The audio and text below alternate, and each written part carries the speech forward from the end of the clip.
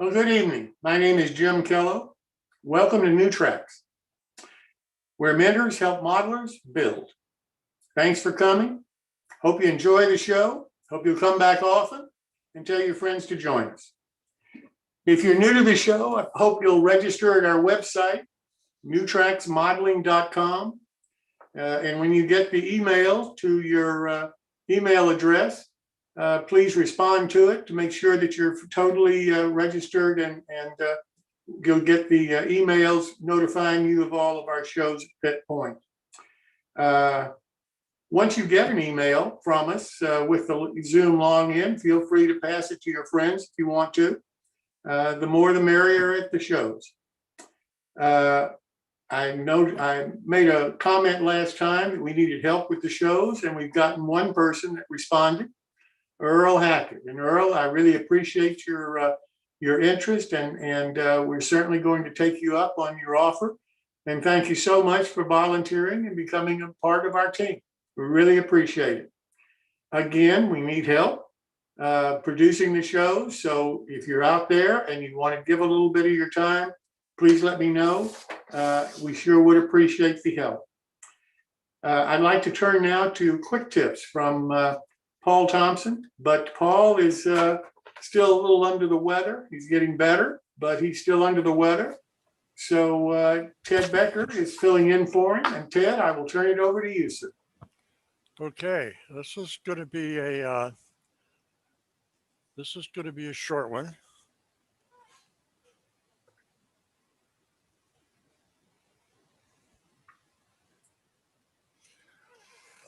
No, I don't play with dolls, but my girlfriend does. And this week, this showed up, this long, skinny display case that's intended for baseball bats. And it fits her figures just fine, but it also looked an awful lot like a model railroad display case to me. So she bought this at Michael's. It was on sale. I think she said it was $30. I don't know if that was before or after the sale price.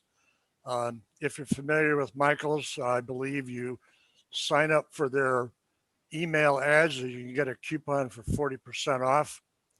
Anyhow, that's my tip. This may be a nice display case for your model railroad equipment. And that is it for tonight. That's a great tip. Thank you so much. We really appreciate you filling in like this, Ted. I can't thank you enough. No problem. Now I got to come up with something for Wednesday. Well, we've got a new build along that's going to be starting the next show on the 2nd of June with Bill Davis building a LaBelle closed vestibule baggage car. And Jamie Rockwell is going to start his series on underbody detail for passenger cars.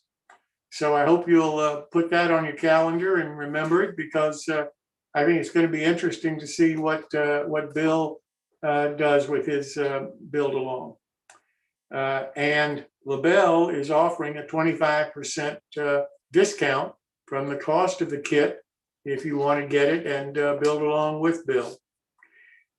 So now, we've got a great show for you tonight. Rick and Maureen Hunter are going to do their build along with their kit of a 30-foot King Truss bridge. Fred Cosgrove is going to talk to us about traction modeling. We're going to see if anybody's got a question. And then we're going to turn it over to Chris Course for the My Bill. And he's got, I think he said something like 50 slides for the My Bill section. So I hope everybody will stick around and see what everybody is building and see how that finally comes out. So with that said, let me turn it over to Rick and Maureen Hunter for their build along of the Hunter Line 30-foot King Truss Bridge. Rick, Maureen, welcome. Hi, Jim. How you doing? I'm great. Oh, I did unmute myself. Okay, now if I can switch screens here. Share screen.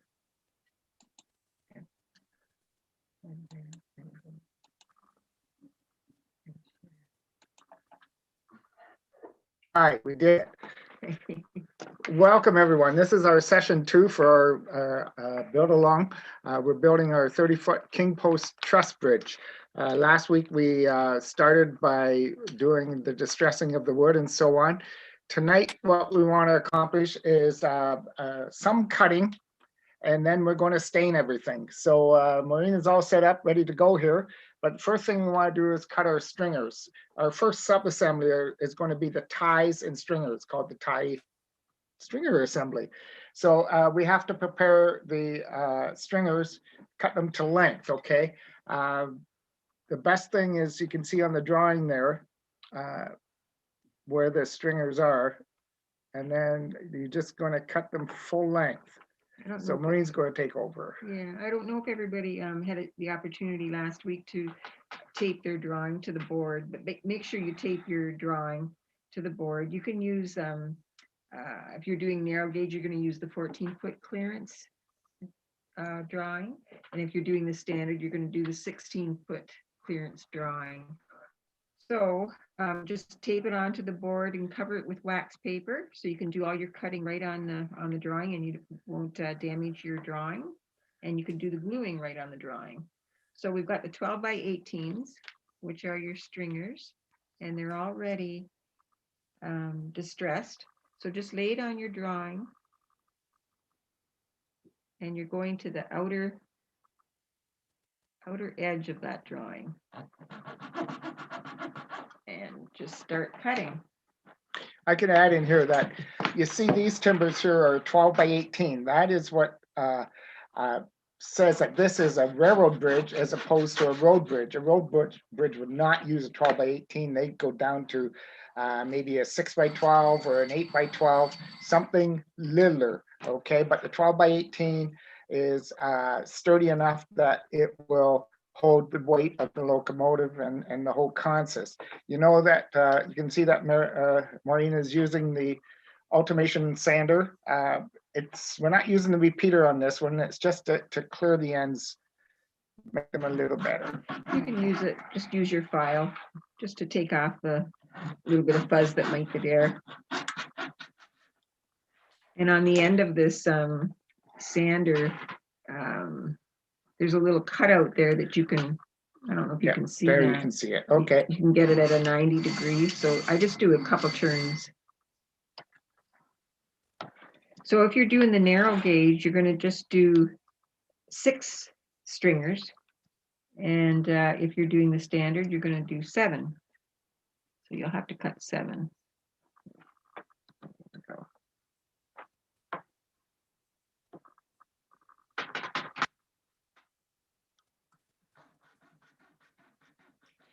The method that she's using to cut, she cut the first one very accurately, and the rest she's using off of that one.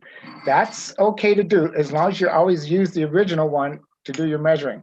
If you use the second or the third one to measure, it could be a little longer or it could be a little shorter. Always use the original cut one. And we know there's a little bit of shaking here. That's because it's a big hunk of wood and it needs to be saw.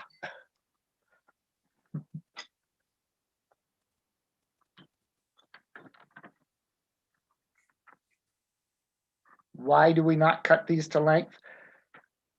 Most of our kits are, you cut them. Our criteria for that is if it's a given, absolute given measurement, we cut it. If it's any chance of it being a variable, you cut it. So things like the ties, they're a given. And you can see the stringers. If you wanted to make it that 1/4 of an inch longer, you could.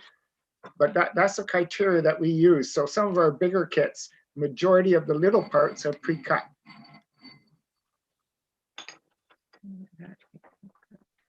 I've got my 6 done.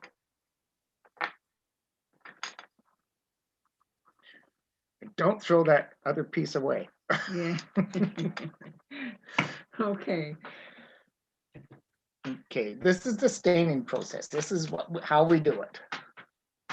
Now you can, you can do this many different ways. You can cut all your pieces first, and then do your staining, or you can just stain first, and then after you cut and you start putting your bridge together, you can go back and just touch up the raw ends that aren't stained. We always So- find it's easier to stain all the big pieces as they are big pieces, just like distressing the wood. If you distress the whole piece as opposed to the cut piece, then it's easier. Now, we have a little secret here that we want to show you.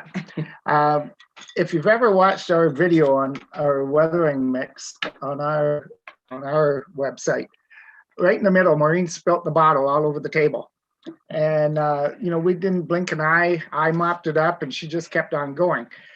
A little secret for not spilling is to use duct tape, or this is just masking tape, Packing tape. packing tape, a Yeah. 2-inch.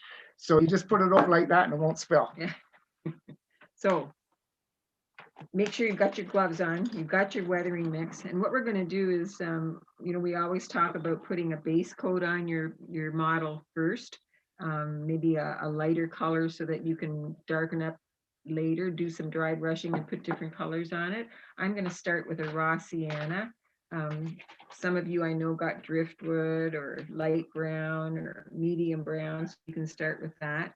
Just pour a little bit into a disposable dish. Make sure you put the caps back on your bottles tightly because they are alcohol based. And then usually what I do, if you've got a big enough container, you can kind of just lay your wood in there. These fit in here perfect. And just start coating them. If you want them a little bit darker, you just leave them in a little bit longer. We're using a raw sienna. Yeah. We've done a couple bridges like this, and actually the results are quite good for a color. Mhm. I usually pop them out onto a paper towel. I just use the tweezers to get them out. You can use your gloves, of course, but they get kind of messy. But just pop them onto a paper towel and try and separate them so that they'll dry. You're off the picture. I'm off the picture, okay. There we go. Just spread them out a little bit. You can use newspaper as well. And then I usually try and lay the Sleeve. sleeve with the name of the size of the lumber, so I don't get things mixed up. And then if you've got a longer piece, you can just kind of put it in the container and just start brushing the stain on. You can see we let gravity help us a little bit here. And I just use a cheap dollar store brush. I've had this for many years. I don't clean it either between my uses. I just use a paper towel and just absorb all the stain off. But you can use alcohol if you want to clean it. So that's done. We have one customer who uses a PVC pipe, and he seals it at one end, pours the stain in, throws the pieces in, shakes it around, pours the stain out, pulls the pieces out, and they're all stained the same.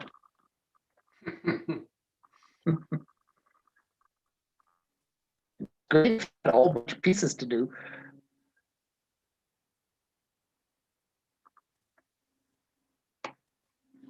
That's a great idea. My son bought that bodybuilder, you know, that powder stuff, and it comes in a big container, like you see them at Costco, like this with a screw top. And I kept one of those and I use it, do the same thing, throw a little stain in, shake it around, and pour it out. It works pretty well. That's great. You can do a stick that's 18, almost, well, probably 16, 18 inches long in that. Yeah, You just kind of throw it around and it kind of sloshes around and then you pour it out. see, in our bigger kits, our stock is 24 inches long, so all our basswood is 24 inches long. The stuff you buy off the shelf is actually 16 inches. Like if you buy from Mount Albert or if you buy from Northeastern, their stock is all 16 inches long. So if you made the pipe about 18 inches, like you say, that would be great. But to do ours, if you want the 24-inch, it's just as easy to buy an old piece of pipe. I just remembered that when we did an addition to our house and the contractor abandoned a plan tube. They make a plan tube out of ABS plastic that has a Yes, screw cap, and it's about that long. And I think it's somewhere in my garage. That would be a great stain vehicle. I'll have to go sure. find it. This, I'm just using a metal sieve here. If you've got small ties like the N scale or the HO, you could feasibly put them all in here and just dunk them in the stain. These are kind of big. Otherwise, I would just dump them all into the mix. And this, which I'm going to do right now, and just coat them. And this is the other thing. If you want it to do different colored ties, I think we did a little session on that maybe several weeks ago. Actually, you can do them. You know, take a handful, put some in black, put some in a medium brown or really light brown. And then you'll have maybe three, 4 different colors of ties. And when you put them on your stringers, you'll have a varied look of colors. And then just use a black wash to cohere all those colors. But this one, I'm just going to do all raw sienna. Just kind of spread them out here a little bit to dry. Now, if you read in your instructions that you cut all the wood first, we're kind of getting away from that right now because the braces that go on it, the diagonals, they're a little tricky to do. And we're going to show you some easier ways to do that than what's in our instructions, because sometimes you just can't put it in words, you have to see it. So I think that's everything stained. I do have a little funnel. I just didn't get it out. So then you need to get your stain back in your bottle. Look at that for a steady hand. We did have a little funnel. It's about at the top was about 1 inch in diameter, and we had it at one of our making tapes, and we've never seen it since. Oh well. Maybe that was more take than make. Yeah. Yeah. I do not have it. Yeah. Well, I did not accuse you, but since you said something. But you know, that's the dollar store is a great source for cheap plastic funnels. They sell 3 for Yeah. $1, and Yeah. they also sell a really nice colander, which is you can use the 2-pan method where you do all the ties in one bottle and then pour it through into another and just pour the back and forth. That's great. Okay, Yeah, sure, that's sure. a good idea. Great idea. Yeah. This is called drying time. Yeah. So you can leave your ties, leave some of them in your stain a lot longer and take some of them out a little quicker, and you'll have varied colors as well. And yeah, okay, these are going to dry a little lighter, but if you want them to be that color darker, you can always add coats to it later. Yeah.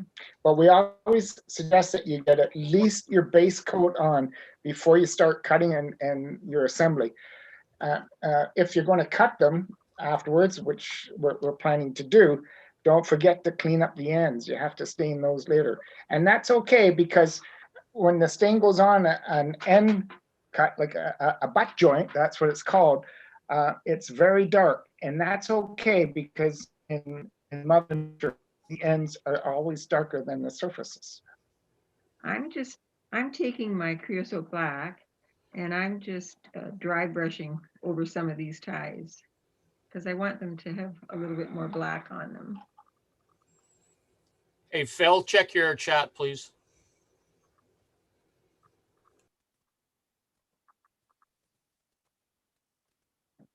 And you could do that with your other lumber as well. If you wanted to, like even at this point, if you wanted to do a little bit of dry brushing on it and make it a little darker with another color, Okay, you can see, by all means. you can do see that. the difference between the ties and these pieces here. Yeah. They have a little bit more character in just because of the dry brushing. Mhm.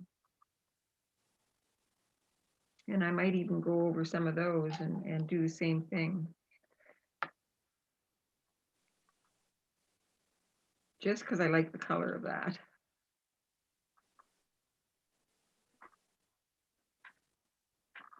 So don't be afraid to just go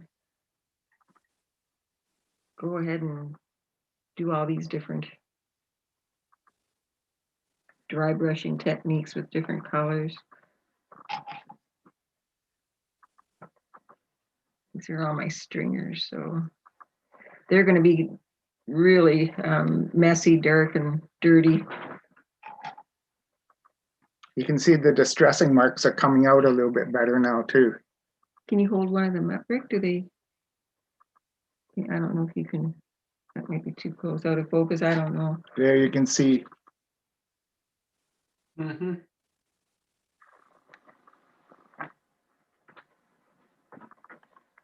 Oops.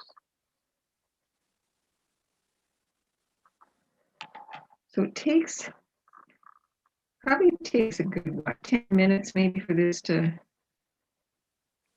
kind of dry. Yeah, that's one of the things about the alcohol. It's very quickly to dry. If you were using the weathering mix on laser cut wood, that's one of the better things about it. It dries quick. And a lot of times it does not have the time to get warped.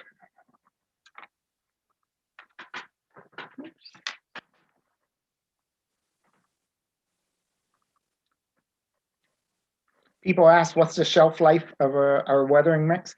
You put that cap on tight, it's till next time you use it. Could be years. We've had people that opened a bottle that was, I don't know, 10 years old, 15 years old, and it's just as fresh as the day you bought it. Now I'm putting some of these back in the sleeve so I can tell what size lumber they are. If for some reason you don't get the back in the right sleeve for the right size, all you have to do is use the drawing. Like, the drawings are extremely accurate, okay? So if you take the hunk of lumber and you put it one way or the other way on the drawing, you'll see exactly what size it is. Especially with this, because there's only like, what, 4 different sizes of wood. Yeah. I'm just going to take it off the wet paper towel so it dries a little quicker, because we want to try and glue some of these. Spread them out here.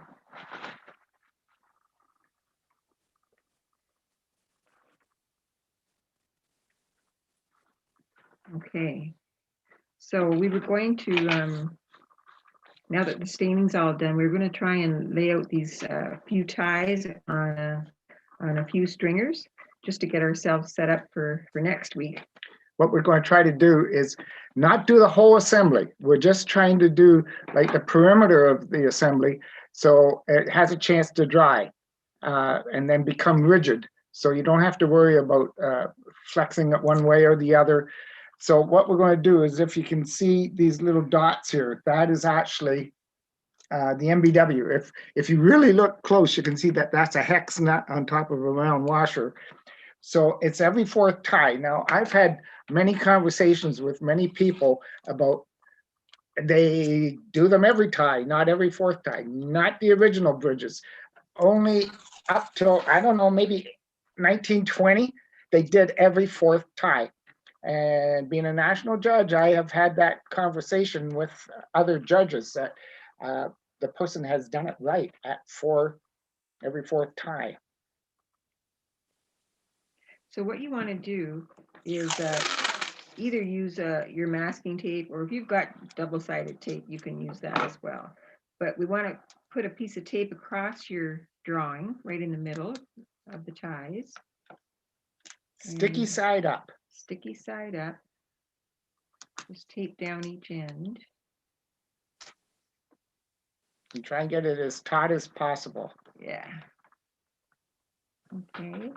And then what we're going to do now, the ties could be a little bit drier, so if you're at home, maybe, wait a little bit longer before you do this, but you can put them on every 4th tie. So wherever the little dot is for the NBW. And of course, in the middle, it's not 4 ties because it's not divisible by 4 throughout the whole assembly.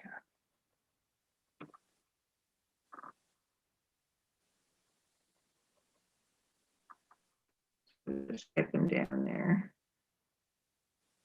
hard for them to stick if they're not completely dry. But... Oops.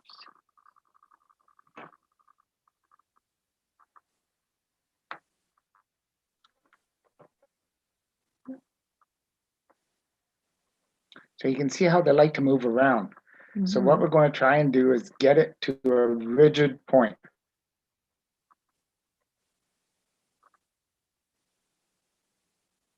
Okay. And I use Tight Bond. I have just the original. I like the Tight Bond 2 as well.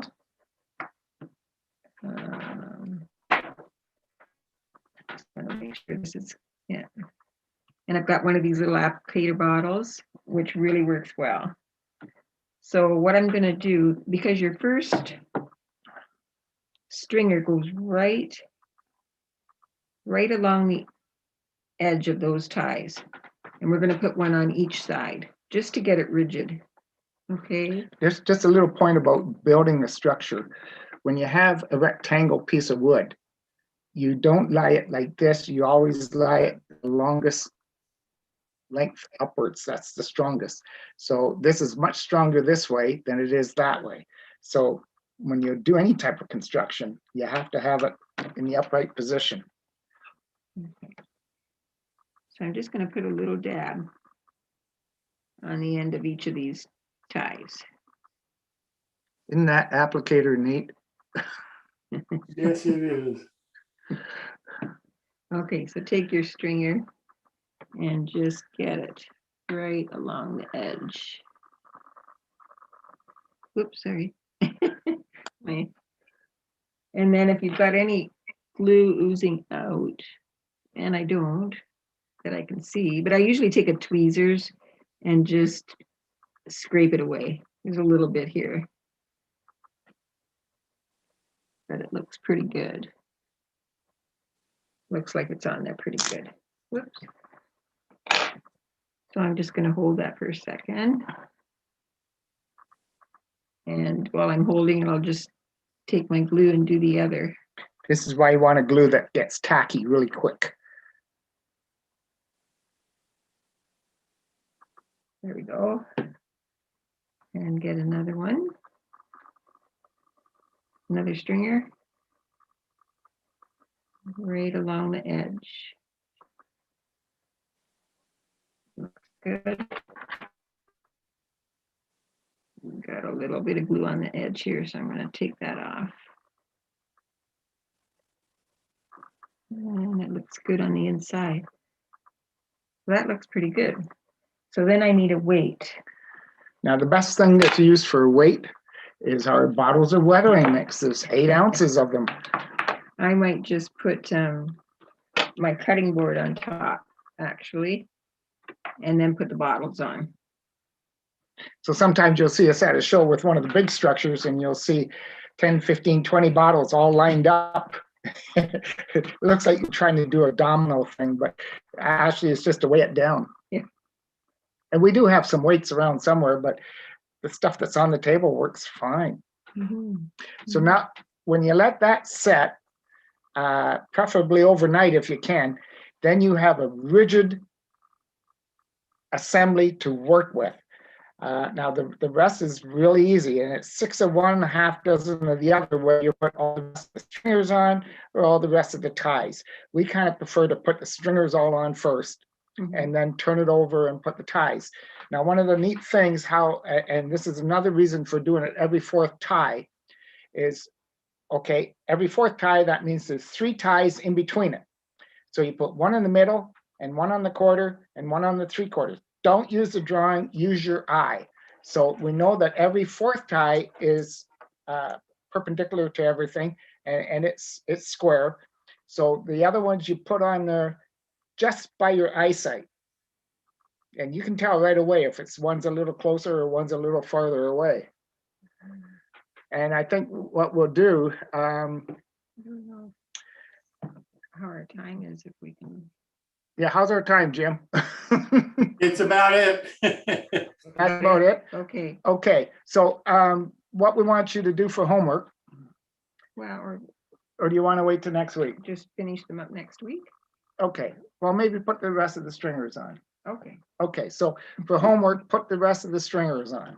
And then we'll go for the ties next week. And then next week, we'll review the quarter, half, and three-quarter ties for next week. And do the NBWs. And MBWs.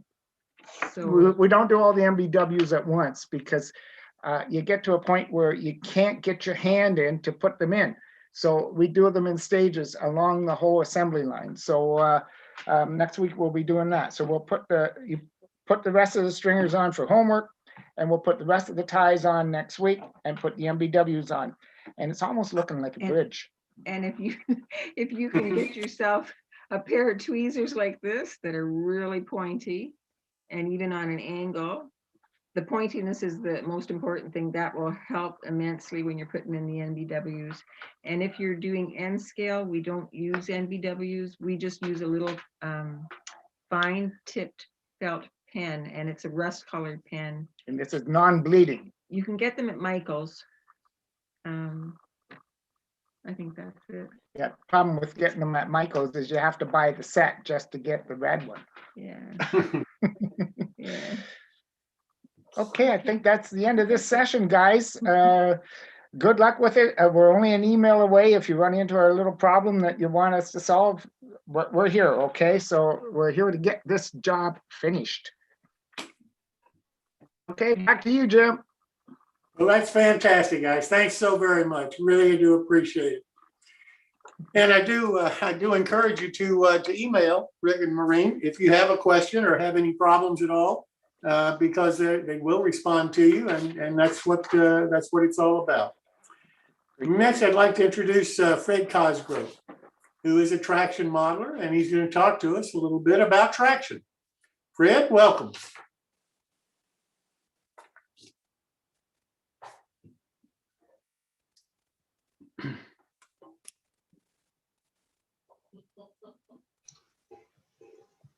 Okay. Yeah. See that okay? Yeah. Oh, okay. Very beautiful.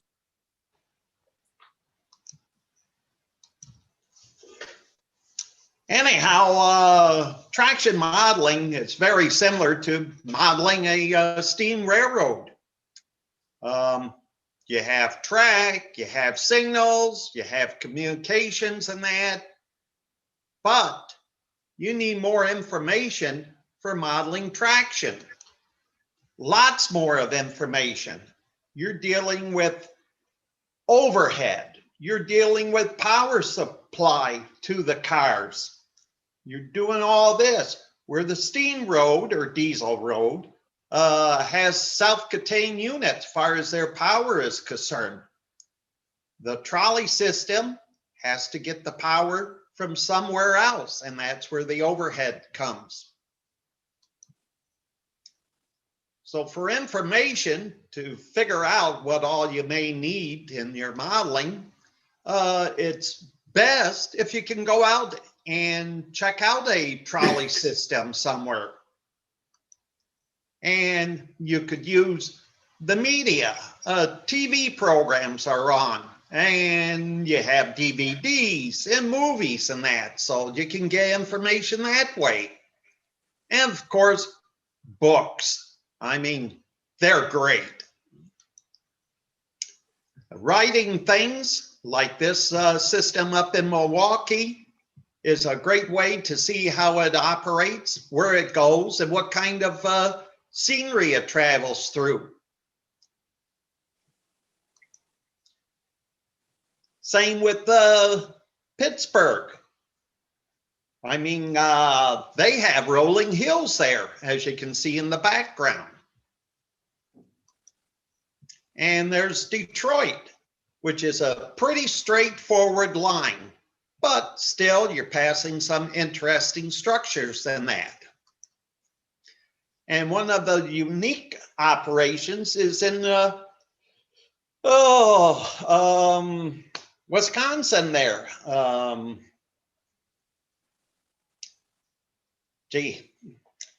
Senior moment, sorry. What is that? can see, it starts with the K. Anyhow, pardon? Kenosha. Yes, thank you, thank you. They run PCCs up there that come mostly from Philadelphia or Toronto. Each car is, of course, painted up in a different color, but it is a public operation. And of course, you have the last trains running through Michigan City through the streets. This should be all gone in a couple of years. This will become one big boulevard. And of course, you got museums throughout the country. This is up there at on the former Milwaukee Electric line up at East Troy, Wisconsin. This shows one of their latest projects that got finished, restoration of a North Shore car back to a Silverliner. And of course, this is in Washington, PA, at the Pennsylvania Trolley Museum. This car was recently restored a few years ago. Another lovely restoration.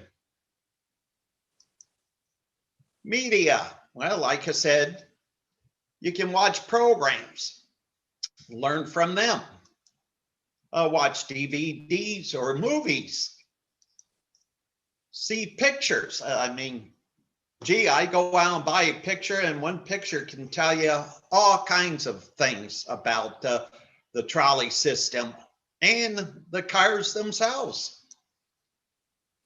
And that goes with other things. Oh, this is just a few of the DVDs. Here's one on Canadian Rail, Detroit, the Fort Dodge line,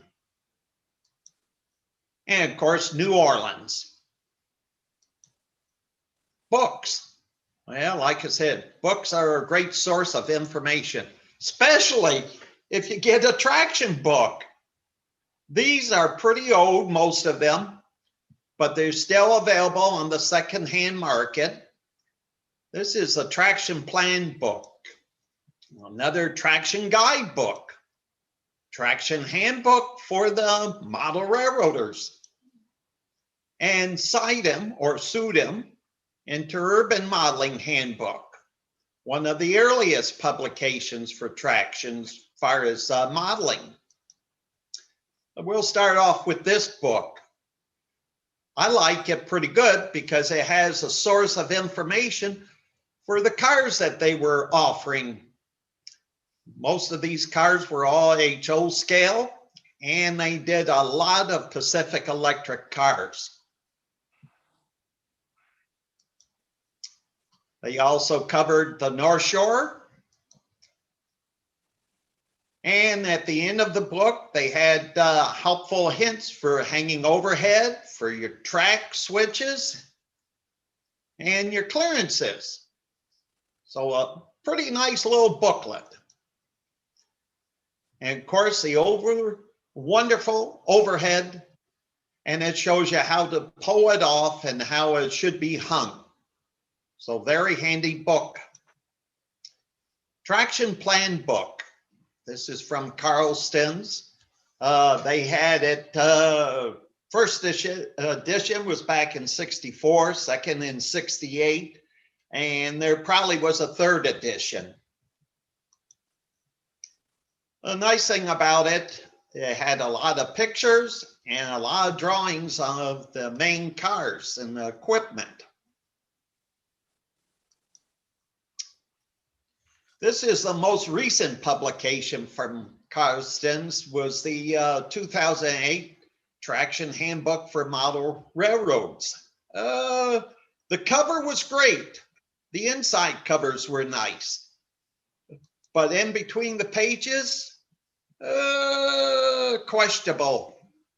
A lot of drawing, a very few photos, but a lot of information. I kindly like this California Northern Electric Railway. Turns out one of these cars here, I believe I have sitting on my shelf down in my train room. I ended up buying a couple cars from that system. There's a closer up. Of course, it has a lot of structures that the other books don't have, including bridges, signals. But my all-time favorite is this one from Comback. Like I said, first edition was 74, second 77, and there might have been a third edition. But it covers everything, just a nice overall view. It shows the Interurbans, the streetcars, the freight motors with drawings, street trackage, how they took care of that, and even had some plans in there where you could build a model. So that's it for this month.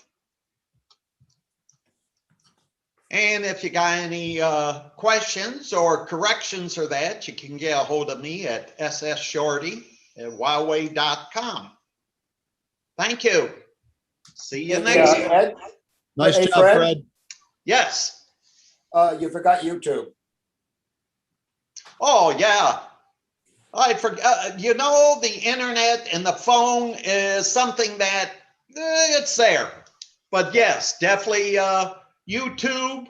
The internet is a great source of pictures and information.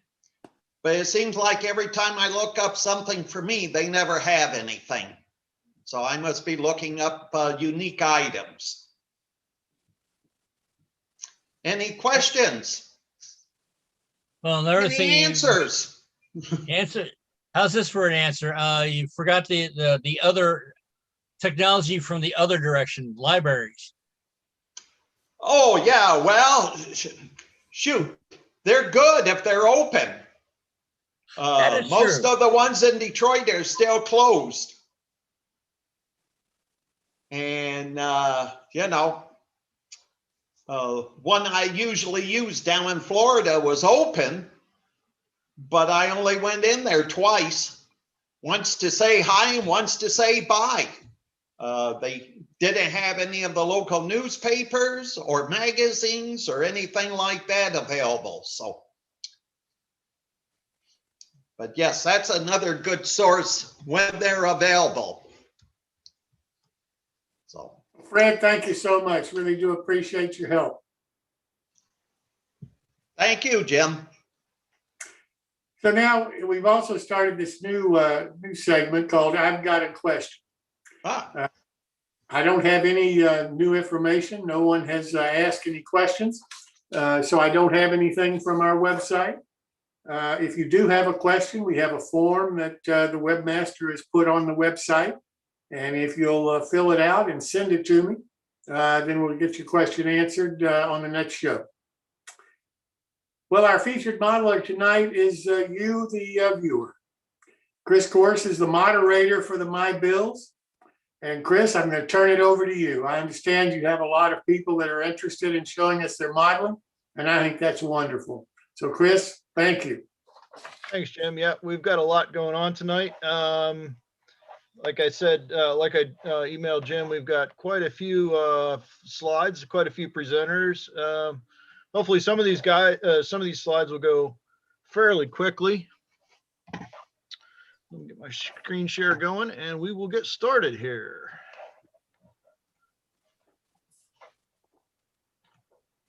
All right. Everybody see that? Yes. All right. Yes, we do. All right, first up, we've got kind of going back a few to the first timer bar from downtown Ducko that was originally done by Clark Kooning. And for that, we have Ralph Parker. Ralph, are you up? All right, well, anyway, Ralph sent me a few photos of the build that he did. So here's one, and then here are the rest of them. Looks like he did a pretty decent job. Managed to get the the paintings on the wall pretty easily. So that looks like it came out pretty well. And next up, we have the Blair Line General Store, which was the build along was by Bob Farquhar. This actually has quite a few. I did get this email from Don Phillips that said he wanted to thank Bob for his assistance and showing us how to do that. And he also mentions that Cochrane's General Store was actually named after his great grandfather, who emigrated to Canada in the 1890s from Glasgow, Scotland, and worked as a machinist at National Steel Car in Hamilton, Ontario until the early 1900s. And so he felt it appropriate to make the railroad connection with this build. So without further ado, we'll go into those photos. Got that one. Looks like he did a pretty decent job on getting all the decals or the signs up. Even managed to looks like he managed to get an interior in there and do some lighting. So that looks like it came out great. Looks like he had a good job with the roof. Then next up, we've got the general store build by Greg Cassidy. Greg, are you up? Yeah, I'm on here. So if you want to just step through them. Sure. Yep, we've got the first one, which is a shot on your layout there. What I did here, I started out by staining the back shed walls using Hunter's medium brown, and then I did some dry brushing of a chalk paint over the walls after putting on the stain. And then for doing the doors and windows, I used a watercolor pencil, which is not really a colored pencil. It's something you dip in water and then can apply it kind of like a stiff, waxy ink. Next. And this is what it came out like. I wanted mine to be kind of closed and a little bit abandoned, although it had seen better days. I had the main sign on the roof falling down, and the windows all boarded up and the doors boarded up. And I just kind of wanted that derelict look. I also did not go with the peel and stick roofing. I just used some standing seam roofing that I had and put that on. But otherwise, I pretty much used everything that came with the kit the way it came. It was a fun kit to build, and I appreciate Bob taking us along on this journey while he was showing us what to do. This is my favorite one of them all. Look at the detail here. That's why this one is full on. I didn't shrink this one down at all. I just put it right straight up. Look at the detail on this. Greg did a fantastic job with it. Thank you, Chris. And there's some more. Yeah, and then I finally ended up, I took a couple pictures outside and then finally put it on my layout where, because of the terrain, I had to post some of it up with some brick posts. And I realized that probably the reason it went out of business was he neglected to put any steps on that, and somebody fell off and sued his ass, and he was no more. There you have it. All right. One last shot. And then now we're on to Phil Edholm. Phil, did you want to talk about your build? Yeah, really quickly. So I decided that I wanted to build this. I looked at the kit and decided I wasn't going to be able to use it on a modular or anything I was building. So I decided to build it for the O-Scale Club, which is kind of late transition, early diesel era, say, late 50s, early 60s kind of time frame. And what I kind of decided to do is I wanted to bring the building forward into that time frame and realize that kind of in the environment, it's close to a city where it's going to be placed, probably wouldn't be a general store any longer. So I thought about what to build and decided an Army Navy surplus store was an interesting store. So if you notice kind of on the right there, you've got the decal that was the old Coke sign on the wall that's been painted over. It is now a little faded, and just much more basic signs. So you can just go ahead and jump through the pictures. Nothing really fancy here. The interior is basically just a combination of a photo interior, a little 3D printed display case with some acrylic, and a couple of figures inside. This thing's really is going to be placed where the viewing distance is really 4 feet, about right at 4 feet. So at 4 feet, when you look at this back from 4 feet, it gives you a really good kind of view. So go ahead and jump through them. That's quick as it needs to be. But I put this on a module just to kind of show what it looked like. So kind of a side view. So the idea is a more modern building where the signage has become much more business specific, and it's become a survivor. Yeah, I hadn't noticed the Coke sign. That's a heck of a job there. I really like how that came out. Yeah, that was my. So what I was trying to do is I kind of thought about this, since everybody's going to build a general store. What would the general store look like 40 years later if it didn't become decrepit, if it was still a business? So, and the sign, like if you notice on the sign, you got to look at it, but they're all rusted. So they're kind of like they were built as metal signs as they were back then, that were painted and then put up and eventually would start to rust. So, and by the way, the one thing that's interesting is there are 3 LEDs under the roof. They're those 8030s, and they're just glued, literally just with some canopy glue on the roof before I installed it. The signs are all printed on photo stock, on an 8.5 by 11 photo sheet. That also the interior was printed on because the lighting's from above, it doesn't glare. But you notice the hunting sign, you can kind of see on the right picture. It actually is see-through.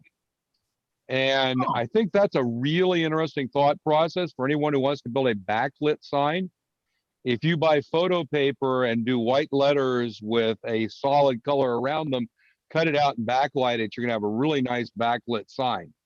So kind of an interesting derivative of doing this, the concept of backlit signs. But that said, I decided to do it really quickly because I had to go focus on another model, and so wanted to do something quick. Yeah. All right. And then Bill Cohen. Bill, are you up? Or Dan, rather. Dan Cohen, are you up? Yeah, can you hear me? Yep. All right. So for me, this is a first time build. I've never built a wood kit before, or Craftsman or anything like that. So I decided to take the dive on this one. And so as we go through it, what I'm very critical of myself, which is good and bad. So all I see are mistakes, being new. It's also, I haven't finished it. I have some signs that you'll see later, and you'll see the front supports aren't finished either, because I had to modify them because the size of the pole there. If you want to go ahead. All right. And take a look at some of the issues I had.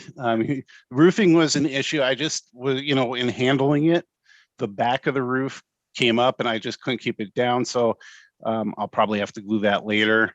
I did try to put in some action, and my action was I just used a little bit of Q-tip cotton on the chimney there, and you can actually see it in different directions because I was photographing on my paint booth and the fan was pulling it towards it, so it created a little bit of action there.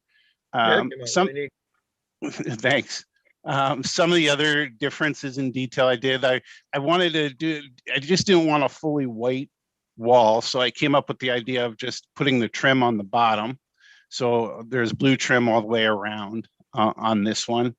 I would love any hints from anybody on how to cut round signs, because I struggled a lot, and that's why there's only the 2 Coke signs that are round on there. But I was learning a lot through this whole process, taking everybody's hints on this. I spend more on details, actually, very few details on here, but it turns out it's spent probably twice as much on like Woodland Scenics details over the kit itself. So I'll have to rethink that one. All the weathering is just powders I got at I either got them at Hobby Lobby or Michael's, or just store brand, to do the roof and the sides.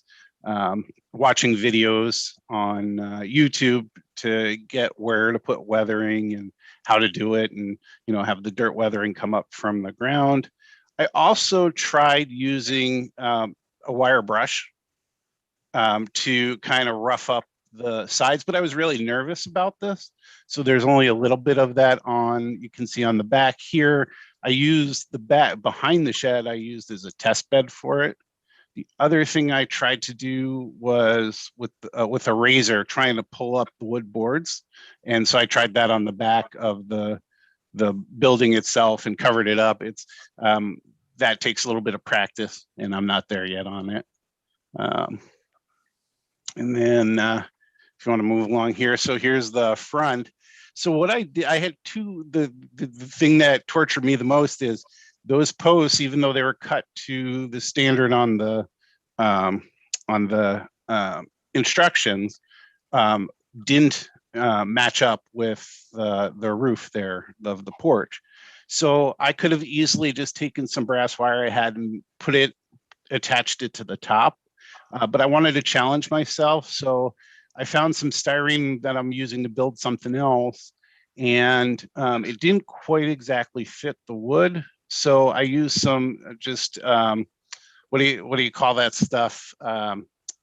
It's not like it's that stringy foliage, and I just stuffed it in there and had it come out from that, almost like a potter, but it helped stabilize the wood in there. And then I just painted the styrene with a base white and the blue that I used with the rest of it. And so I need to finish that up. I did do the other three, and they're drying right now, but it did come out kind of decent. I was shocked by it a little bit. But that's my piece of it. I don't know if you have oh, you do. Okay. So for the signs that I need to finish up, I let my wife go ahead and name the store, and it's called Wolf's because it's a part of her family name. And so again, I was following the techniques. I found the Sharpies, the really thin Sharpies, to do the ends of it so it's not white on the paper. The other thing that I did is there was so much scrap wood from the kit that it made it easy to put backings on them, and so I stained some of the backing. The other signs I did, I wanted to personalize it too, like everybody else. Even though I said I was going to do this just the way it says in the instructions, I decided to step out on my own a little and just give it a try. So I made a sign that says Wolf's famous pheasant pot pie. I don't know if that gives a clue to what state this is in, but it's in my wife's home state, and I love to make fun of it. So I made that sign. And this one I haven't printed yet, but this Giordano's is a Chicago-based deep dish pizza place. And so I made them the distributor of their frozen pizzas. So I'll be working to try and finalize that. I have a YouTube series on this. And so I have one more video to do, and hopefully to wrap this up, finishing up the the porch supports and details, and then the signs. And I think that should wrap it up. And if you're looking for me, my name is Dan Cohen, so you can search for that. And then you should see, of all the channels that are out there with that name, you should see one with the background that you see on my on my background here for the Zoom meeting. But you can check out the whole series. There's about, 8 updates, 7 updates, I think. But that was my build, and this is the first one. And finally, I just want to thank Bob for giving all the tips and going through each section.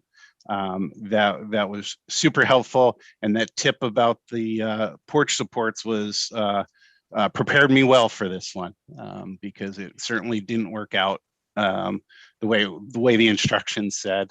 And then again, Jim and this whole show for giving me the opportunity, a giant discount on the kit, which has always been my stopping point for Craftsman kits, is price. So want to thank you very much for getting me involved in this and probably ruining my checkbook for life. So thank you. All right, so I'll move on and we'll do mine next. This one, I decided to call it Top Jimmy's Nightclub because I was driving home from work one day trying to figure out what I'm going to do with this kit. Because as soon as I, when I get a kit and it's like, it comes as a general store, the last thing I'm going to do is make it a general store. So I tried to figure out what I was going to do. And I had this song stuck in my head. And it's a song that was written by a band called Van Halen. And it's about a guy by the name of James Konchek, who's known as Top Jimmy, late 70s, early 80s. On the left, you'll see Tilly, which is from the Wonder Bar in Asbury Park, New Jersey. So what I tried to do was try to mix things in a little bit. So I decided to do some research. First, you've got, the Wonder Bar and the Stone Pony, which is where people like Bruce Springsteen and Southside Johnny and those people got their start. The Whiskey A Go-Go, which is where tons and tons of bands got their start. And then I found out Top Jimmy was a real dude. He was really weird. So I'm not going to go into his antics, but the song is about Top Jimmy. And so I decided to look at it and go, all right, well, let's advance 20 years. Where would Top Jimmy be? And near as I could figure, he would own a nightclub. So the nightclub is Top Jimmy's. Features Tilly up in the upper left corner. There is probably a metal sign. If you notice, a little tribute to a pair of rescuemen there in the upper right corner with the two green feet underneath the overhang. And of course, you got the marquee. This kit I decided to do some experimentation on. It's certainly not one of my better kits or not one of my better builds. But it's done. One of the lines in the song is that they say he sang so good that the roof fell in and he didn't even stop the show. It's like, oh, I've got to take that into the building. So I cut a big hole in the roof and put in some broken roof supports, and the sides of the building are all done up in concert posters, and the Clapton is God. I think that's actually on one of his albums. If you'll notice, there's some areas that didn't quite get the stain. That's because that's where the glue ended up. Actually, it's not a stain. It's I washed it with dirty water. So pretty much for me, this is an exercise in doing some different things, like those concert posters, getting them on there and seeing what I could do. You don't want to mess with them too much, because if you notice with like the ZZ Top and looks like the one that's over on the end there, they get handled too much. And so when you handle them too much, they start to lose the ink. So as you can see, the other side also got the same amount of concert posters, etc. on there. And you see some of them made the front. And of course, the must be 21 to enter on both sides, like you would typically see on a nightclub. And so that's how Top Jimmy's came out. Like I said, it was definitely an experiment. There's some things that I did with this kit that I haven't done with any other kit, and I'm kind of glad that I hopefully I made all my mistakes on this one, and they don't carry on to the next kit. All right, next up, we're going to start with the Bar Mills 1 kit build-alongs, which were done by Gaylord Gill and Randy Bosher. Gaylord or Randy, did you guys want to talk about it before we move on?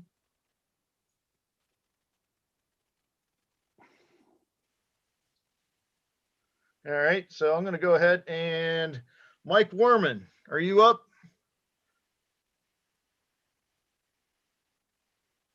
Hi there. There you are. There I am. Okay. This is the inside walls. showed you putting in the bracing necessary to keep these walls straight. Next slide. Yep. Okay, and then the opposite side. This is a freight house. I found it on the internet. It didn't have a history or anything. And I kind of thought it looked like a good 30 by 50 foot building. So I just took it from there. The size of the doors, the bay doors, and everything. I also built the deck. It's a 30 by 16 foot loading dock. And is there more pictures? Yep. No? The last Here two. we go. Okay. This is a Monotech Crane, and I made it so that it does swivel, and it's not permanently in that one position. But the pictures I got, this is what you saw with the car pulling up to the freight doors, and that's pretty much it. All right. The base is 3/4 plywood with that laser printed sheetrock rail scale cells. Oh, cool. And let's see, that's about it. Yeah, I like that yellow color. That's really nice. You might mention this is in S scale. This is in a scale, yes. Okay, cool. All right. Any more questions for Mike? All right, we will move on to Jeremy Wyant.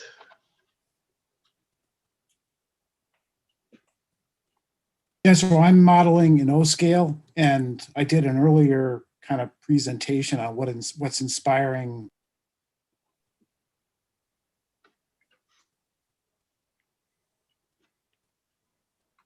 Hey, Jeremy, I accidentally muted you because the Zoom decided to move you when I was trying to turn somebody else off. Okay. So I'm doing O scale. I did a presentation earlier about some of the things that are inspiring my layout, which is focused on Portland, Maine, potentially Grand Trunk Railroad, Boston and Maine Railroad, things like that. But there's piers here. And I've got one set of tracks that go out to a piers. But in this particular case, this is my third build along, and it's the real opportunity to use the #1 kit to do what you want to do, something different. So I got this picture from my local museum. I wasn't really sure where it was, what the date was or anything, or even what some of these things are, like these shafts here over on the left, whether, the conclusion that seems to be closest is this was to get ice down to the boats. And you can see a couple of these shafts here. And so what I'm going to do is use the one kit to model kind of a snippet of this, because it's O scale, so you're never going to get anything close to this. The other thing that's important is that the date here. I've talked to at least 3 historians about this, trying to come up with this plan, and we don't really know the date, nor do we know specifically which pier this is. But there's one historian that thought it was called the Custom House Wharf. But it's probably the wrong time frame for my railroad. I'm doing transition like 1952, 54. And this picture is probably around 1900, but not really sure. So I want to go to the next slide. Yep. There we go. Yeah, it's a little bit slow here. So You want this slide or the next one? yeah, this is a 1914 map of the Portland Waterfront, or a snippet of it. And that arrow was put in there by one of the librarians of the Portland Room at the Portland Library, where they have all the historical stuff about Portland. And he thinks that this is the right place. But it's not clear to me that it's a good fit. But It's close enough, and you can kind of get a sense of the tracks going right down Commercial Street, down the main drag here, which is part of what I'm trying to model. And you can also see the number of wharves, and I'm doing a little bit of that. So you can go to the next one.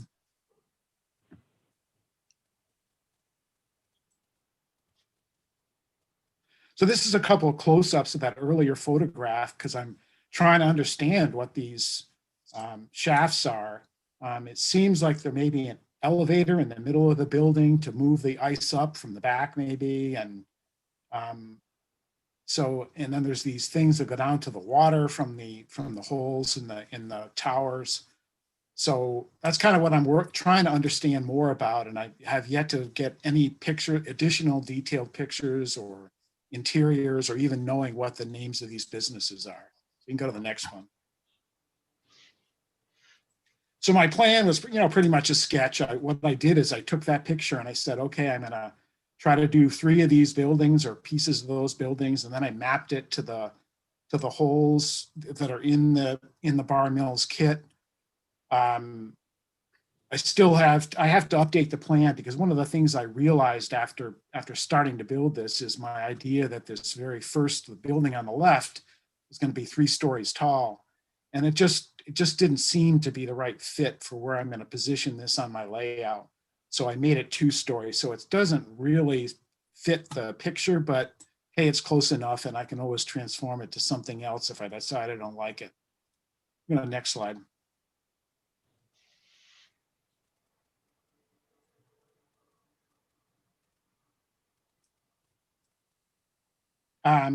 Okay, so this is one of the things that I learned the most about putting together this kit was the sheer, since this was my 3rd build along, I've accumulated a lot of glue and parts and materials and tools, and had trouble organizing all that material. So a neighbor was tossing a TV cabinet, and I added these shelves and on roller bearing drawers here. And I'm probably going to add 2 more down below. This thing is 49 inches tall, and I use this as a stand-up desk. So all of my cutting is done up at that level, or it usually is. So this worked out pretty well. Of course, it delayed me probably for a week or 2 messing around with this, just getting this all working, and because I had material everywhere. That was another one of the big lessons learned here. But go to the next slide. And there's another picture of all the parts here. Right now, the 3 buildings, and I've only partly completed 1. I have 2 more buildings to go. So there's 10 walls that I have to build. There's a combination of 42 doors and windows across all 3 buildings. So I had ordered 2 number 1 kits. But man, it takes a lot of real estate to be able to keep track of all those parts, when you're painting them and assembling them, and know what goes where. So that was a big learning curve as well. You can see it with all this blue tape, sticky tape. I'm getting ready to paint all this stuff. You can go to the next slide.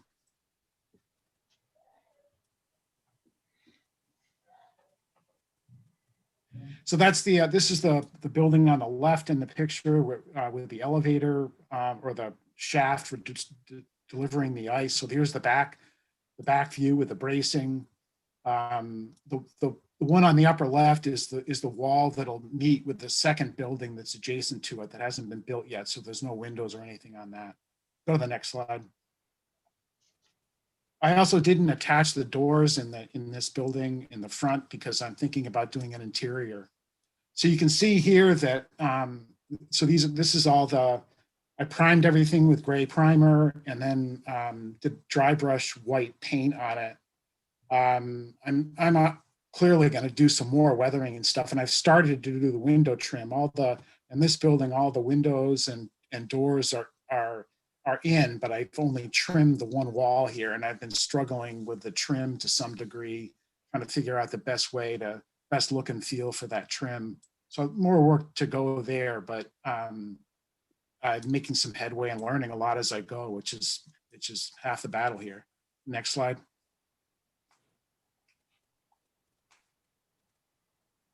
So I think the next slide that shows, I mocked up.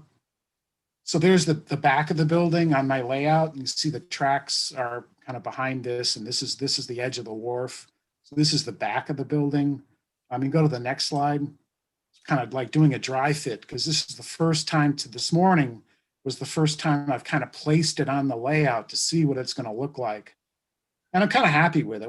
One thing that's really interesting, if you 3 slides back when you saw the painted walls, it looked gray. Well, it is gray, but under this LED light, 5,000 lumens, whatever it is, it looks blue. So that's anyway, that's just a nit. I've got a lot of work here. So this is kind of where I am right now with this first building. Clearly, I've got roofs to do. I've got 2 more buildings. I've got some issues here on how I'm going to transition, how I'm going to put flooring on this wharf, and then transition up to a cobblestone paved street with the tracks in that street. So that's going to be a challenge for me, I think. And maybe it's one of those questions that I ought to submit, and we could talk about it on the next show or something. I'm going to completely rebuild, not completely, but I'm going to rebuild where this water is and where this fishing boat is, so you can see underneath the wharf. After watching Maureen do her work, I've got to just do all that distressing with the saw for 70 feet of dowel that'll be all the pilings and stuff along here. But I also want to be able to see under, and you'll see that in the last picture shows what the real thing looks like today, kind of what I'm looking for. And that's that kit for that fishing boat is just the resin part, major resin parts. I wanted to put it there to kind of see what it would look like, but that's a French River kit. So that's something that's on my to-do list to build, and obviously it'd be great to have it there to be able to show off this building once it's done. Go to the next slide. So these are contemporary pictures taken on the wharf where I live on an island. I live on Peaks Island, so when I bring the ferry in, this is the view of that I see coming in, and you can see underneath, at low tide, you can see all these cob job things for holding up stuff, and I want to be able to have somebody that visits my layout be able to look under there and see these things, and you'll see some rock walls back there, sea walls, and that kind of thing. I think that'd look really cool, but it's going to take me a while, and there's some significant challenges in terms of weathering these things and things like that. All these different levels depending on tides and stuff like that. So, but a lot of fun, and I really appreciate Randy and Gaylord doing this build. Like I said, I've learned a lot about the whole process, and have a long ways to go, and well, we'll see where it goes, and maybe I'll come back on a future show and show you what it's like completed. So anyway, that's it. If there's any questions.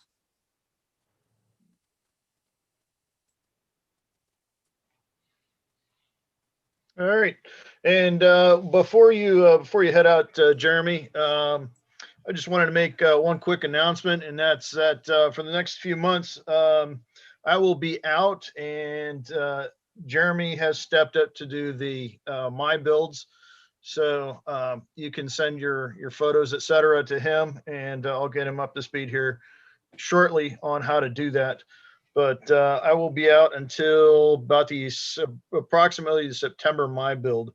And so anyway, I think I'm leaving. I know I'm leaving it in pretty good hands with Jeremy to take over the my builds during that time. So thank you in advance, Jeremy. Appreciate it. Hey, Jeremy, can you add your email address into the chat so we can let people know how to get in contact with you? Yeah, I can do that. All right. Thank you. Next, we're going to move on to another Bar Mills one kit build by John Racy. And I hope I pronounced that correctly, in S scale. John, are you with us? Yes, I am. All righty. All yours. Well, thank you. This is S-scale, as you said, and it's an American 4-square house. These were popular in the late or the early 1900s, 1930. And it goes well with the transition era of what I'm modeling. I'm trying to do the Detroit-Toledo shoreline, which is coming along slowly. But you see a lot of these homes in the Detroit area. Detroit, Wyandotte, Ecorse would have these older 4-square homes. Was quite a challenge to build.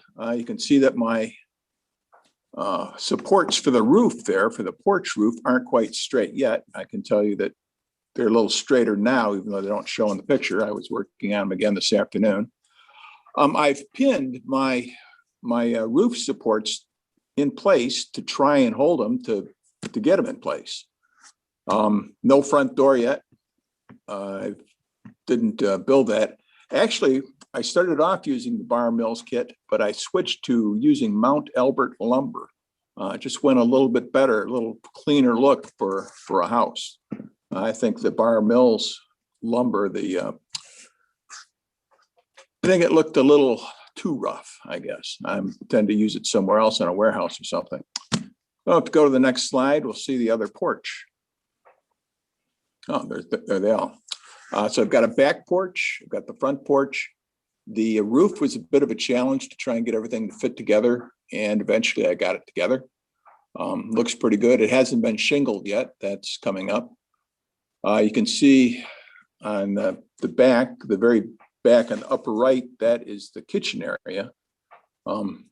Windows, as I say, the picture tells it all. I can see here that they aren't quite straight, but maybe I'll get them straighter later. And the brick, used a brick foundation, obviously, painted it with a brick red out of a Craftsman acrylic paints, and then put in the mortar with I think it's called Dave's mortar. And it turned out reasonably well. I still haven't weathered it yet. When I weather it, it'll all blend in a little bit better. There's no glass in the windows yet. There's no black between rooms, so you can see right through, but it's coming along. And that's it. Oh, I think that thing's bigger than my first apartment. Yeah. Oh, one other thing I wanted to mention, finding plans for this 4-square house. I just Googled American 4-square house, and up popped a lot of plans based on the Sears kit homes from the early 1900s. Oh, nice. And while they're not detailed plans, they certainly give you enough information to build something reasonably accurate. Okay. And I'm done. All right, any questions? All right, I guess now we'll move back to Phil again. Phil Edholm for his Bar Mills 1 kit. Phil, you there? So did you put the picture in that I had on the very front of those slides? The one of the. Yes, it's actually at the end, because what I did is okay. That's cool. That's cool. So basically I stopped working on this about 3 weeks ago. I decided I had to focus on stuff for the convention. So building, this is the Boulder Creek. This was a hotel built in 1897. It became something called the Alpine Inn, which was reasonably well known in the Bay Area. The reason I picked this, it's in an area I like to model. And as I looked at the windows on the side in the kind of right picture, I thought the spacing looked very much compatible with the Bar Mills kit, and thought that went well. So if you jump to the next picture, I kind of put this just to show where I'm at. This is going to be an August completion. So basically the walls are all done. I did find one thing, the back wall, you really can't see it in this picture, but both pieces of wood on that back wall, even though they were braced, warped. And in fact, the warp brace actually popped off because the wood's so badly warped. So I actually had 2 really bad pieces of wood there. I have to figure out what to do with those. The other walls actually held together pretty well.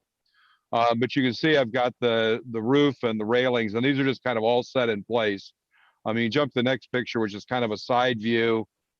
I actually had, there's a little portico to go out over. You can see that in the picture here over the door on the side. That's done. And then the last picture is just kind of a picture of putting some of the pieces together. And I've kind of got all the other pieces ready to go. I just literally ran out of time to put it together and make it effective. So One of the things I am doing in the front is on the front part, I'm actually printing all of the 3D printing all of the window frames, et cetera. And you can see like the trim pieces there that go on the front and the front of the front of the house. So it's going to be as all the pieces that kind of are architectural, I'm trying to 3D print instead of trying to build them with wood. So that's, and then the last picture is basically why the next picture, next slide, should be, oh, no, it isn't. Now, I know what you're talking about. Let me see here. There it is. Yeah. So this was basically, this is what I'm building for a clinic at the convention. So this is, if you look at it, it's all the framing is all 3D printed. The wood is all real wood. The roof is actually all 3D printed. And hopefully I'm going to get I've got the base all done. So hopefully by the time I get the clinic recording done here in about a week, it'll be in a good shape and it'll be really completed by the convention. So this became my focus of time and modeling was on this. So that was it. Thanks. By the way, I wanted to thank everybody who did the build-alongs. You guys, there were so many great techniques and tips. It was just wonderful to watch, Bob and everybody in your build-along. So thanks. Any questions for Phil? Yeah, I've got one quick question, Phil. Those two first pictures you had, how many years was between those? Do you know? The one at the left seemed to be taken about 1905, 1906, somewhere in there. The one on the bottom right was taken, I believe, in the 50s. It actually closed, I think it was in 56. It was in the middle, it was in 53 or 56. It was torn down and they built a supermarket there. So, and That's actually, just amazing. They kept the same railing that long. Yep. I like those two pictures together. Thanks. And what's actually, by the way, one thing that's really interesting in this building, if you look on the right in the left picture, you notice that the balcony is a balcony all the way down the side of the building. If you look on the right picture, you'll actually notice they, over the years, built that in all the way along the side to increase the square footage. So what was a balcony was built in 1900, by the 1950s became building. So kind of interesting. Yeah, I see what you mean. But yeah, you can kind of see here like the detail in the front of the building with the detail on the roof. And so I looked at that and decided instead of trying to build that in wood, that looked like an ideal piece to 3D print to me. So enough said. Any more questions for Phil? That right there is incredible. Having said all that, if you look at it, the reality is there's two problems. I'm uncomfortable with the thickness of the post there. And actually, if you look at the very back on the bottom one, you see it's kind of angled. And it turns out they're actually about a 1/16 of an inch too short. And I've got to figure that out. So I either have to put a new piece in the center, or I'm going to have to, and I'm actually looking at it and I don't like the thickness. I may just reprint it and make it all thinner, which of course, each one of these is probably about 12 hours of print time. So, but it turns out it's really pretty easy because you just change the numbers and then reprint it. So, but yeah, the design, getting the shapes and stuff for like the roof there is a challenge, and the idea was to do some interiors in it as well. So those will go in as I put the pieces together. You'll have to wait and see it in the fall. The fall, it should be done. And eventually I want to put it on a module because it actually was right across from the depot in Boulder Creek, and the South Pacific Coast actually had their line right there. So I'm trying to think about a module with those three elements on it on a relatively small module. Cool.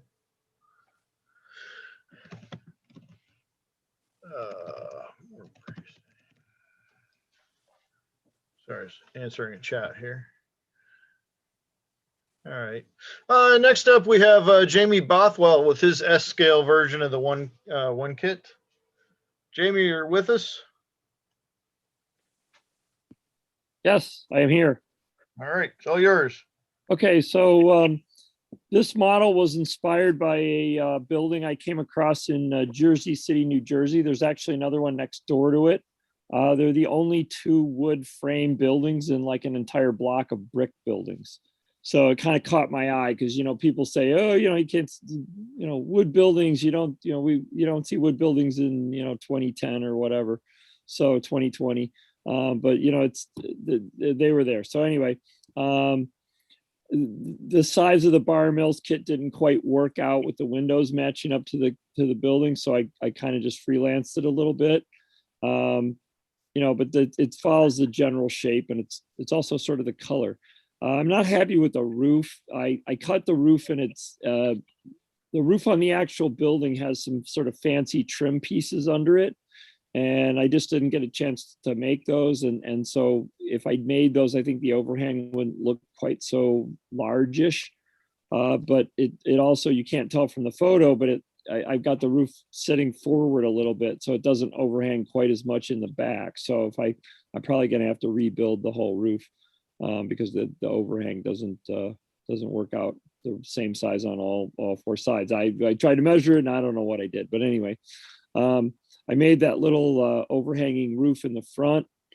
It's just a block of wood. I cut it on a table saw at an angle, and then I belt sanded the two sort of side edges to it. I basically scratch built that, you know, the sort of shop window kind of things in the front.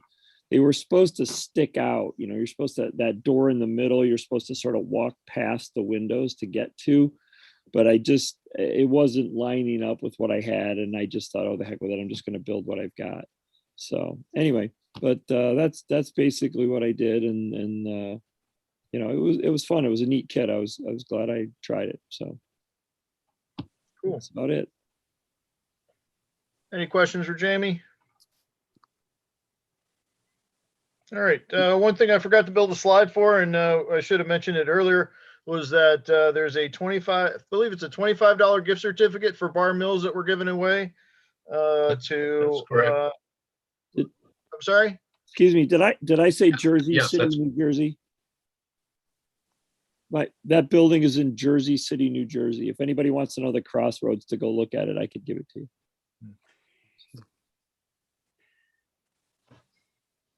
So Chris, I was confirming $25 gift certificate from Bar Mills. Okay. All right. So there's a kind of an unwritten rule that those that are sort of the staff don't really participate. I mean, we can show our stuff off, but not really participate in the contest itself. So as I see it, there's 4 of us that are eligible. There should be 5. We had 5. Right, but yeah. Phil's I guess Phil's on staff really at this point. Is that okay? So Jim, pick a number between 1 and 4. 4. All right, Jeremy Wyant is our winner. All right, so congratulations, Jeremy. We'll get you up to speed on getting your gift certificate from Bar Mills. Congratulations. All right, next we will move on to the uncategorized entries that didn't fit into any of the my build or the build alongs. And we have Bob Farquhar.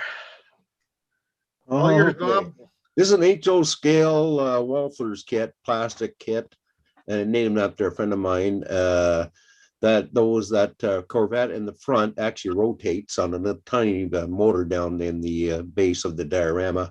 There's 2 floodlights to shine down on the sides, and the interior is lit as well. And when we get off the share screen, I can show you the actual motor that I used for the rotating Corvette. All right, let me go to the stop share here. Yeah, so this is the size. Yeah, I don't know if you see that or not. Clearing Yep. enough. Can you? Yep. So I got 10 of them for $7 Canadian, including the shipping from China. They work on 5-volt motor. They're geared. a little, oh, I probably can't see it because it's all dark right there, right in here. It's a little tiny hole in there, and that fits a brass rod that was able to stick up through there. The problem was at 5 volts, it rotates about 40 revolutions a minute. So I got it down to 1 volt. No, actually, it's 0.94 of a volt. They make it slow enough to make it realistic. So anyway, that's it.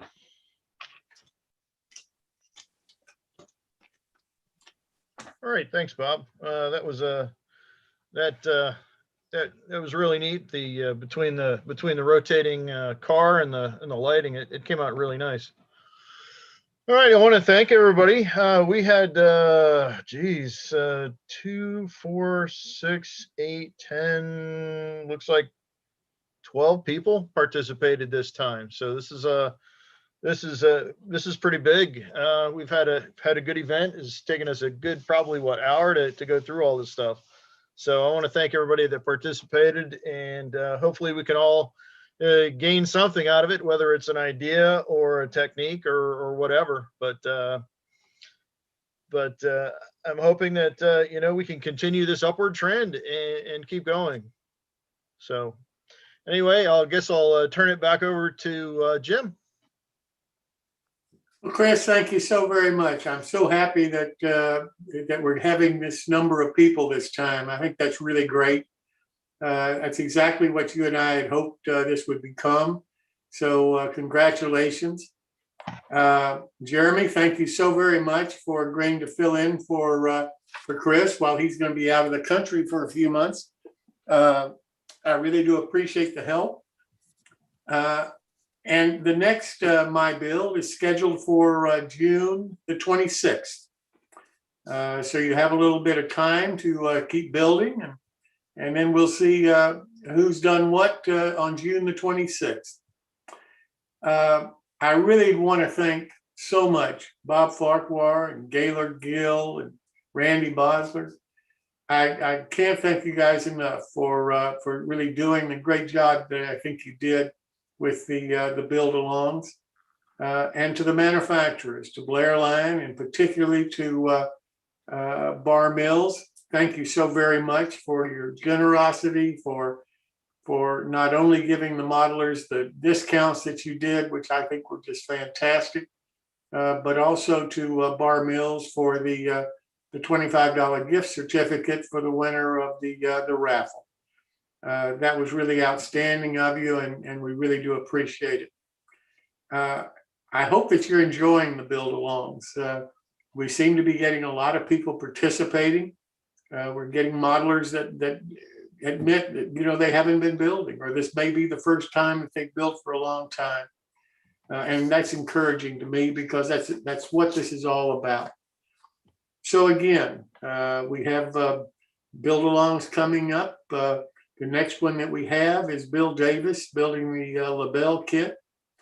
And I want to say again, if you're interested in participating in the build-alongs, please let me know. We have some dates for this year that are open, and I'd really like to try to fill them up as soon as we can, because I'm filling dates now all the way through December of this year.